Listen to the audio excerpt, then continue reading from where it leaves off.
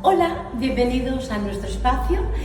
Estoy muy contenta con lo que vamos a grabar ahora porque estamos en A Coruña, en el Círculo de Artesanos, y estamos celebrando uno de los eventos que celebramos durante todo este año, la Iglesia Evangélica El Camino, que celebra 150 años de presencia aquí en la ciudad.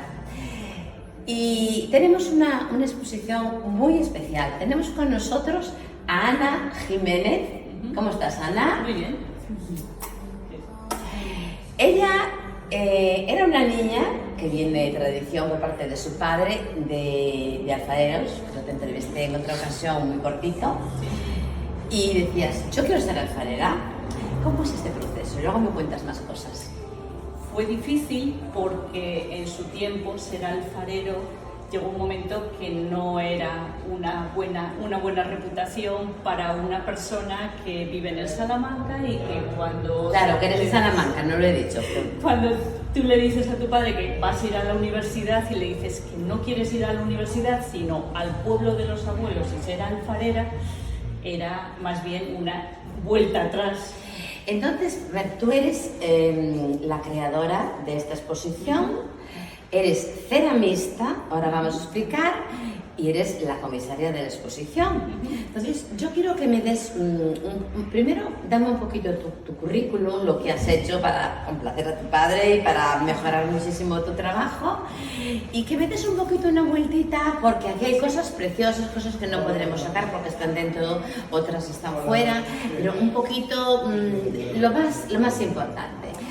Sí, dime. Pues, en principio, cuando fue el momento de ir a la universidad, yo empecé filología inglesa en la Universidad de Salamanca, en el Palacio de Anaya, como cualquier otra persona.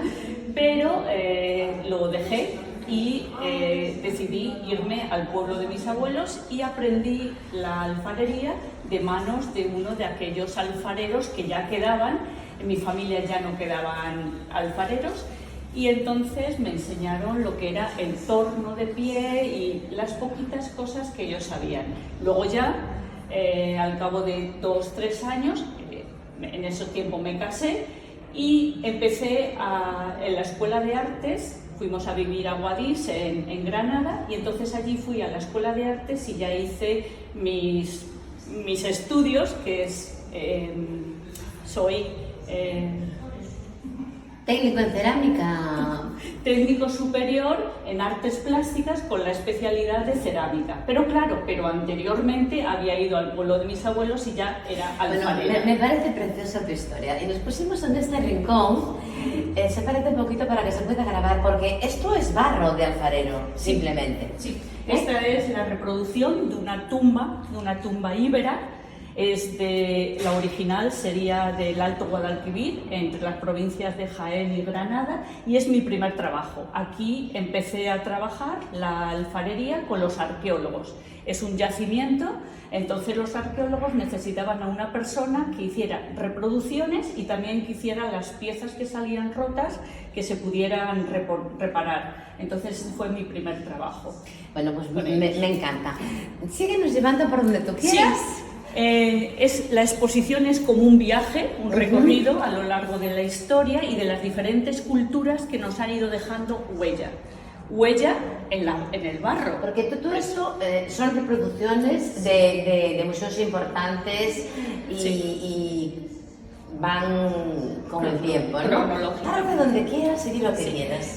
Pues yo he empezado, como hemos visto antes, el mundo íbero, el mundo celta y luego romanización. Estamos en la península ibérica y voy escogiendo, echando mano de algunas piezas porque el hilo conductor de toda la exposición es la simbología y con especial atención a la simbología cristológica, es decir, símbolos que nos hablan de Cristo y del cristianismo. Por lo tanto, una de las piezas más claves sería esta, cuando empieza a ver una tipología de una estela romana, típicamente, pero con ixis sontón, es decir, una expresión ya totalmente cristiana. Ixis es pez en griego y es un acrónimo. un acrónimo que los primeros cristianos tuvieron que idear como un lenguaje encriptado para que se pudiera entender lo que ellos creían. De cada letra va a salir una palabra: Jesús, Christus, Deus, Ios, Soter. Jesucristo, el Hijo de Dios, el Salvador. Por lo tanto, es clave para entender cómo ellos, a partir de aquí, van a utilizar un lenguaje simbólico. Bueno, me encanta. Párate de otro lado. Sí. Esta figura me encanta. ¿Qué es? Es el panes y peces. Sería una referencia que los primeros cristianos, para simbolizar todo lo que Cristo había hecho. Era los primeros momentos del cristianismo. Los panes, al final, y el pez son la referencia al milagro de la multiplicación de los panes y los peces. Es precioso. Bueno, aquí hay cantidad de cosas que no se pueden sacar en vídeo, pero son como lucernas. A mí me recuerdan, porque tú me regalaste la otra vez, es como las de las 10 vírgenes, ¿no? Para echar aceite y quemar. Yo la tengo en un lugar importante de mi casa, pero eso no se puede sacar. Pero explícame si quieres un poquito. Las lucernas es la lámpara de aceite que desde la prehistoria el hombre ha utilizado para tener la luz y el dominio de la luz.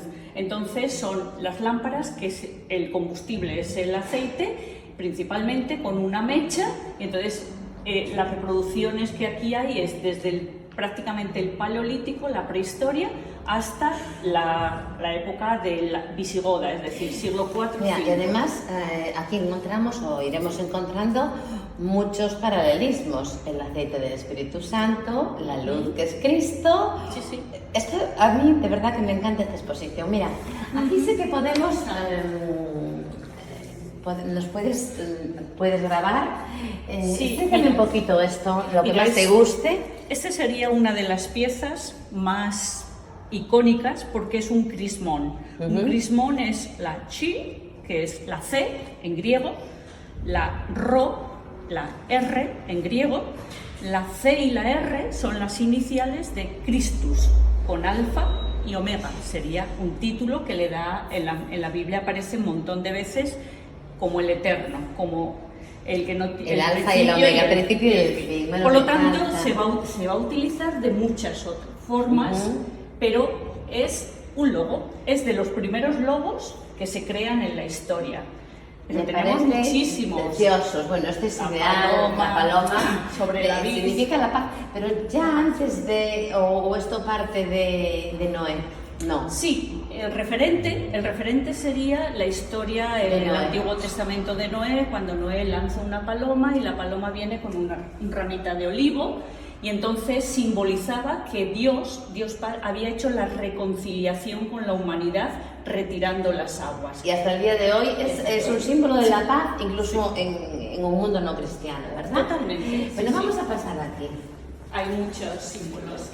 Oye, ¿qué es esto? Mira, grábame esto de aquí. ¿Qué es esto? Porque sí, es una el otro día estaba un poco equivocada. ¿Esto qué? Esta figura es de las pocas esculturas que encontramos en los primeros cristianos, en los primeros momentos del cristianismo. Se encontró en la catacumba de Domitila y, por supuesto, el simbolismo sería Cristo como el buen pastor. Pero el referente antiguo en Grecia sería Apolo. Apolo es el dios de los ganados, protector, y por eso lleva un cordero. Pero claro, como lo encontramos en la tumba de Domitila en Roma, en un ambiente cristiano, no podemos entender que es Apolo, sino tenemos que interpretar, esto todo lo aprendí de los arqueólogos, que tenemos que interpretar el lugar donde está la pieza, y para ella sería Cristo como el buen pastor, que según la parábola, cuando deja a las 99 y halla a la perdida, pues la recoge y la pone sobre sus hombros. Sería una alegoría. No importa la imagen, si se parece o no, es simplemente la idea, el mensaje. La idea. Otra pieza muy bonita. Párate aquí, a ver. Esta pieza sería una escena marinera, lo mismo, si la encontramos en una casa, en una domus romana, no sería más que una escena marinera, es un mar turbulento, como símbolo siempre es la vida misma, llena de vaivenes, de problemas, los barcos, las naos, lugar de salvación. También Esto parece la Torre de Hércules, pero ¿por qué aquí no hay nada? El faro sería Cristo, como el barco viene hacia el faro, y es verdad, si esto fuera una escena de Coruña, porque además es el típico faro como la Torre de Hércules, serían de la misma época, si aquí fuera Coruña estaría el puerto, estaría la ciudad, pero con mucha evidencia no hay nada porque es la vida eterna. Es decir, Cristo lleva a las almas salvadas hacia la vida eterna, al puerto anhelado. Estupendo. Sería. Vamos a parar un poquito más. ¿Hay algún lugar que te quieres detener? Mira, esto sería un resumen de cómo el cristiano piensa y todo el mensaje que quiere dar. En el centro tenemos 2 corderos, símbolo de Cristo y el sacrificio de Cristo. 2 palomas, reconciliación, sería una alegoría, una referencia a la resurrección. Y es el crismón, Cristo en una corona. Corona es el vencedor, las coronas se le dan siempre al que llega a la meta. Por lo tanto, es una referencia a la muerte de Cristo en sacrificio voluntario, la resurrección y la entronización o ascensión a los cielos. Ideal. Y a los lados, estrígilis. Esto es interesante. Mira, vean. Esta figura es un utensilio que se llama estrígilis, que en la antigua Grecia y en Roma se utilizaba como un utensilio de limpieza. Cuando los deportistas iban a competir, se ponían aceite y luego con el polvo y el sudor se quedaba una especie de mugre, tenían que quitarlo esto tenía una parte metálica y un mango de madera, entonces era como una especie de cuchilla, pasa como simbolismo de limpieza espiritual. Entonces es la vida resumida de Cristo y el cristiano, el creyente, en constante limpieza del pecado que se le pega cada día. Eso es lo que nos quiere decir. Un resumen. Me encanta. Un resumen. Vamos a ver. ¿Qué hay por aquí? Aquí hay cruces de distinto tipo. Hay un momento en la historia que el cristianismo pasa a ser de un colectivo con muchos problemas y perseguido a ser religión oficial del Estado. Y se expande por todo el imperio, todo el Mediterráneo, incluso el norte de África y hasta Oriente. Y estos serían las cruces celtas, es decir, ya lo más lejano del imperio, que son las zonas nórdicas. Y tenemos símbolos totalmente celtas, como los nudos sin fin o las esvásticas, pero con la cruz. Ya es Cristo. Los nudos sin fin significan la eternidad, por lo tanto, Cristo, el eterno, pero siempre como la cruz. Mira, una pregunta. Hay muchas piezas que son reproducciones de museos. Sí. Todas las piezas están en algún lugar. ¿Pero hechas por quién?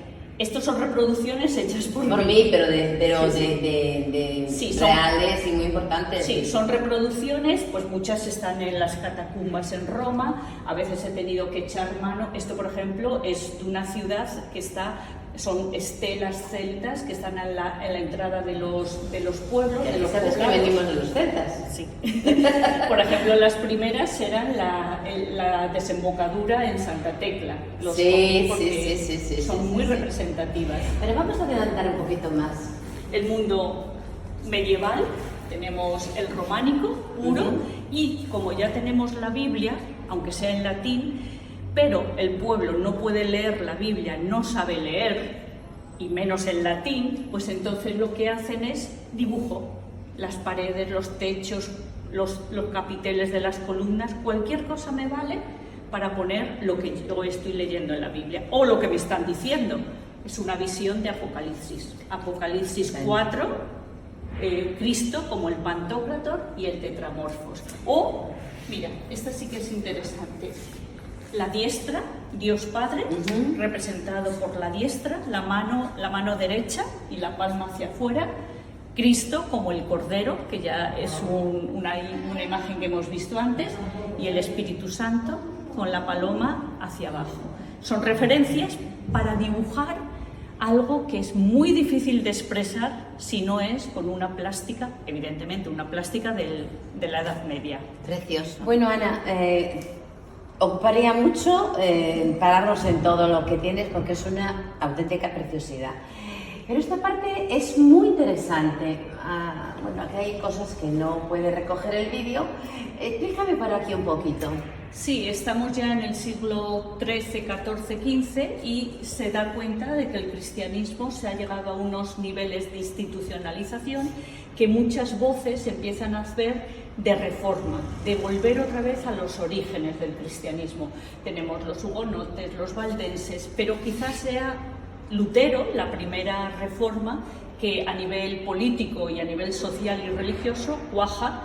Y a partir de este momento lo que preconizan los reformadores es que la Biblia, la palabra de Dios, esté en los idiomas de la gente. ¿Por qué? Porque la Biblia está en latín y nadie no sabe leerla y no tiene acceso al latín. Entonces lo que al menos quieren es que la Biblia esté en los idiomas de cada pueblo, al alemán, al inglés, al español, al castellano, al gallego, al catalán, al euskera. Entonces hay un montón de personas que a la vez empiezan a hacer pequeñas traducciones. Por ejemplo, Lutero al alemán, pero esta pieza que sería la primera Biblia que se considera española. Muy interesante, muy bonita. La Biblia de Ferrara sería de los judíos sefardíes, es decir, los judíos que habitaban aquí en la península ibérica. Y sería solo el Antiguo Testamento, porque para ellos los libros. Y la primera Biblia al castellano nos acercamos aquí. La Biblia del Oso. La Biblia del Oso. Casiodoro. Y a ver, explícame un poquito porque es como alguien que encuentra miel. Sí, el simbolismo es de aquí tenemos un árbol muy frondoso, unas abejas. Las abejas, Casiodoro piensa que su trabajo de traductor es como las abejas, muy laborioso. Le ha costado más de 10 años la traducción. Él, en su prefacio, incluso dice que echa mano de la Biblia de Ferrara y también del Nuevo Testamento de Pérez de Pineda, que habían sido anteriores, pero lo que hace es una labor súper minuciosa, como las abejas. El árbol es la palabra de Dios, es el simbolismo de la palabra de Dios, es un árbol muy grande, pero a estas abejas y la traducción hay aquí elementos como pájaros y arañas que están estorbando esa labor. Es simplemente la Inquisición española que está constantemente detrás de él, y no solamente aquí en España, sino todo un periplo por toda Europa, hasta que consigue tener la edición. El oso sería el pueblo y la palabra de Dios sería la miel que ha sido rota y es dulce a nuestro paladar. Entonces Casiodoro ha desencriptado el lenguaje y lo tiene escrito al castellano. La Biblia aquí y las abejas que salen de ella. Muy bien. Como empapando. La siguiente. La del cántaro sería la revisión que hace Cipriano de Valera de la Biblia del Oso de Casiodoro. Es una impresión mucho más elaborada, pero él utiliza para la primera página, estos son los frontispicios de las primeras páginas de las Biblias, y utiliza una imagen muy conocida en la Biblia, es Primera de Corintios 3:6. Él dice: yo planté, Apolos regó, mas Dios da el crecimiento. Yo y Apolo sería una alusión Pablo y Apolo, pero él lo considera Casiodoro y Cipriano. Han plantado la semilla para que la traducción esté al castellano, ha crecido, la palabra se ha hecho muy frondosa, pero ninguno de los dos tiene el mérito, porque el mérito es de Cristo, el agua de vida, que es el que ha dado la sustancia, el agua, para que crezca, y Yahvé o Jehová, este es el tetragramatón, que da la luz para que esto pueda fructificar. Bueno, me encanta. Otra alusión al agua de vida. Es muy enriquecedor. Ya. Y bueno, aquí termina. Y aunque la exposición es muchísimo más que esto, tenemos que terminar y queremos hacerlo en el mismo lugar donde hemos empezado, Ana. Es preciosa, te felicito. Gracias. A mí me ha encantado, pero quiero hacerte dos preguntas que suelo hacer siempre en una entrevista. ¿Qué dirías tú, en primer lugar, a las personas creyentes? ¿Qué quieren transmitir todo esto, aparte de lo bonito que es y la simbología? ¿Qué les dirías? Sí, que esto todo es nuestro legado. Desde los primeros cristianos hasta ahora, las cosas no han cambiado tanto.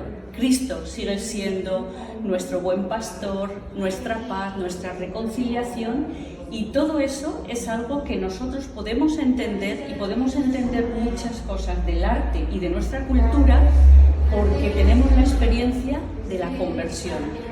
Y cuanto más cerca estamos de una cultura y de un hecho, más fácilmente nos resultará.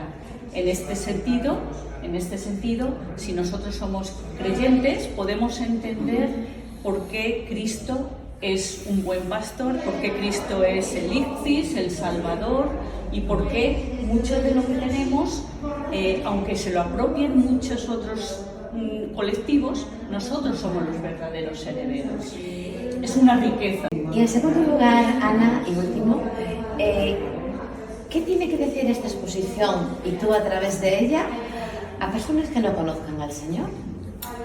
Pues yo creo que especialmente es que conozcan que también esto todo es parte de nuestro arte y de nuestra cultura aquí en España, y que muchas veces muchas de las piezas y de las cosas que vemos no entendemos porque no conocemos. Entonces esta es una forma de mostrar que nuestro legado no es solamente para los creyentes, sino que es para todos nosotros, y que Cristo sigue siendo presente hoy para nosotros, para todos los Dios no ha cortado su mano ni su misericordia, sino que Juan 3:16, porque de tal manera amó Dios al mundo, que ha dado a su Hijo unigénito, para que todo aquel que en él cree no se pierda, mas tenga vida eterna, es hoy presente y real.